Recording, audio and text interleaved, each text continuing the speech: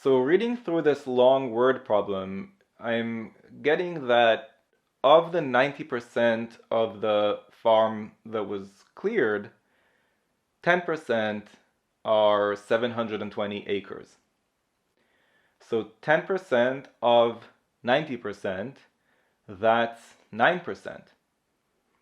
So 9%, or 9 out of 100, is 720 acres.